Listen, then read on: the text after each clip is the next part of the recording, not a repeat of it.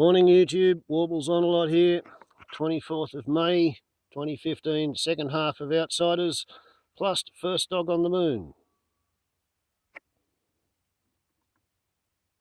Public conversation is shifting. We have much better access to each other these days. We have a far more enabled public conversation. Will we begin to see evidence of that coming up in things like this Irish vote? Is that the way of the future, that suddenly the people are empowered? I don't know, and I think that the Irish vote was the citizens of Ireland. That this happened nationwide. It just wasn't in Dublin. It wasn't in the urban areas. It wasn't in the social media areas. It was out in the countryside as well. So I think social media is not enough to sway the conversation. And don't forget that popular votes like this can go both ways, and that Ireland voted against divorce, and it voted against abortion, and that was not that long ago, and they were also, popular referendum, and Scotland voted against nationalism and independence. So,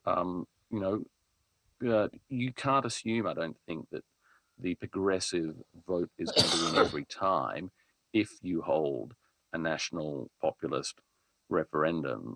Also the issue is that you've got to be very clear about what precisely you are asking about. And I think that because they're such cumbersome and unwieldy beasts, that you've really got to reserve them for very big and important issues where there are clear divides.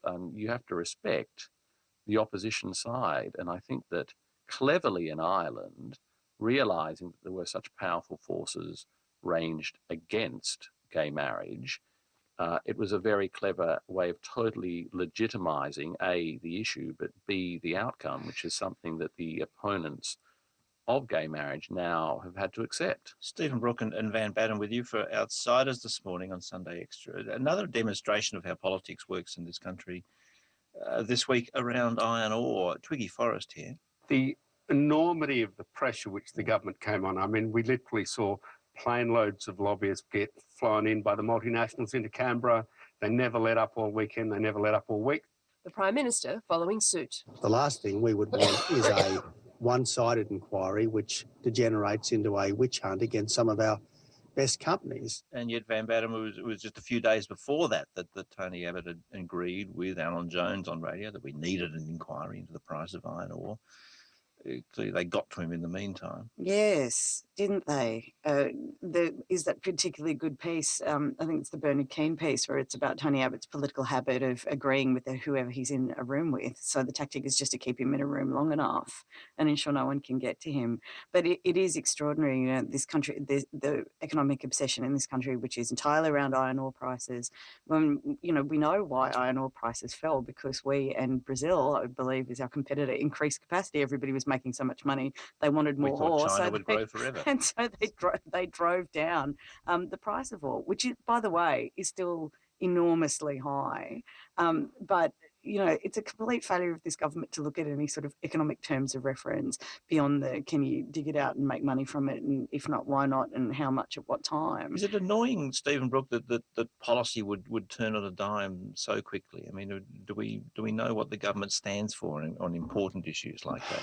I think we all need to take a chill pill on this issue. The person who is most obsessed with the price of iron ore is Twiggy Forrest. He needs it to be higher. He is the one who's been making this running. He is the one who wanted the inquiry. He is the one who'd hired lobbyists and been in the government's ear about this. It's Van in 30 seconds has explained why the price of the iron ore has fallen. We don't need a government inquiry to tell us that. It's very transparent. It's one of the most transparent industries in the world.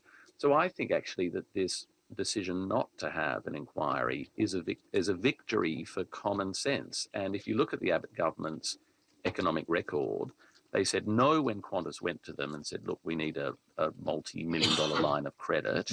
They said no to that US firm that wanted to buy GrainCorp.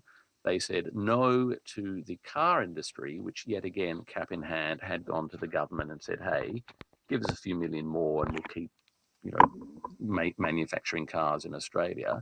So I think, and very early on, they were very strong on not wanting corporate welfare I think they've been pretty consistent in that. And I just do not get what an iron inquiry would have shown us that we don't already know. Consistent over that long-term ban, but very inconsistent over the period of 4 or 5 days. But I guess we have to look at the trend. The trend is your friend. The trend of no. They said no to extending the renewable energy target and looking at alternative energy sources and economic opportunities. They've said no to increasing, the capacity of education providers in Australia to offer, dare I say it, free, accessible education to all. They've said no to innovation through the CSIRO and through funding science properly. And I have to say no to you because we're out of time. My apologies for that. Never, Jonathan, never. Van Badham is a Guardian Australia columnist, writer and activist, and Stephen Brooke is the life editor for The Australian. Thank you to both our outsiders this morning. A dog, as you may have noticed, is on holidays. Another week of his hiatus remains, and he will return to amuse you. That's it for Sunday Extra today. You can grab our podcast. Okay, well, sorry about that. I thought First Dog on the Moon would be back from the holiday, but not as such, no. Okay, so Guy Sebastian got suddenly invited to go to the Eurovision Song Contest because Australia's got such a major part to play in European affairs that, we fight with NATO to preserve the sanctity of Afghanistan's North Atlantic coast. Why shouldn't we show up at the bloody Eurovision Song Contest? I'm only surprised they didn't get Raffle Harris out of jail and put him up there with his wobbleboard and talk about tying up kangaroos. Or tying down kangaroos. Or maybe it was young people in the entertainment industry. But anyway, yeah, Guy Sebastian came 5th at the Eurovision Song Contest. Well, that's a nice little distraction from anything that matters in the past week in Australia. Ireland has decided to vote against the Catholic Church's delusion that homosexuals should not be allowed to get married. I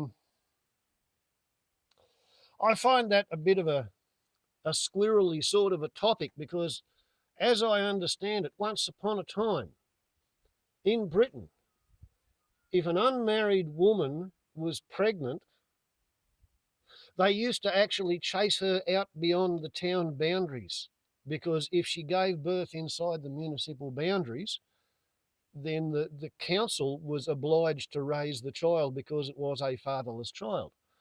So instead of having somewhere to look after fatherless children, they just used to hunt the pregnant women out of town and make them give birth in the gutter and hope that, the unmarried mother and the baby would die and not become a burden to society. So marriage was kind of social approval. It was a license to have sex which was probably going to be procreative in the long run unless there was something wrong with the plumbing because there wasn't much reliable in the way of contraception back in the days. Well, if you have a look in the street you live in, you're going to find about 85% of the people there are breathing in and out because of a phenomenon known as contraceptive failure on the day. Their parents fully intended to have a kid one day, but not the time that they actually conceived in the throes of passion when the moment was right. So it's like when you take out a marriage license between a heterosexual couple, they go into it knowing that there is a certain probabilistic incidence that's going to apply to them, which is going to mean that in 10 years' time, they're going to have some children. Even if they plan on not having children, they may find that they've conceived a pregnancy and they don't want to go through the abortion, so they may wind up being parents by default. That doesn't happen when there's a same-sex marriage. Same-sex couples have to go a long way out of their track in order to acquire a child to look after. So I can sort of understand the unspoken gut reaction of a bunch of people who say, well, no, you can't actually have a quote marriage, unquote, between two people of the same sex because they are not at risk of suddenly encountering babies in their life. So my suggestion is that you should do a statistical analysis and determine what proportion of heterosexual couples have produced an offspring at the end of 10 years, and seeing as we've got all these vast numbers of children who apparently are not permitted to live with the people who are genetically engineered to be the very best individual on the planet to teach them anything, that is their parents, because if your sperm or your egg contributes 50% of the plan, the DNA to build the computer inside your baby's skull, then your software will run in that kid's hardware better than anybody else except the other biological parent. And rather than getting all of the fucking wannabe do-gooders to go and actually live in the household with the shit-house parents and teach them how to be better parents so that the person who's genetically engineered to be good at raising the kid to be a good human can do so, no, what we're going to do is another round of stolen children. This time it's probably to feed the maternal aspirations of all the people who were on the pill for 20 years, not realising that they'd got chlamydia in their first nymphomaniac phase and their fallopian tubes have been glued up by scar tissue for 20 years. It's why the pill was quite so effective for them. Now they've decided they want to have a kid and they're too bloody old, and they see somebody who's got less money, hasn't had a big career, walking barefoot, pushing a pram with a kid that's got a snotty nose, and they decide, oh, you don't deserve to have your child that you have produced because I want to have a baby to play with. Let's go and make a complaint that you're not looking after your kid right and see if the department of three fat lesbians and a poofter with a plaited ponytail and a balding fat old prick waiting to retire and an anorexic junkie will come and steal your baby and give it to the 38 to 45-year-old twice divorced painted secretary who wants to have a kid to play with now.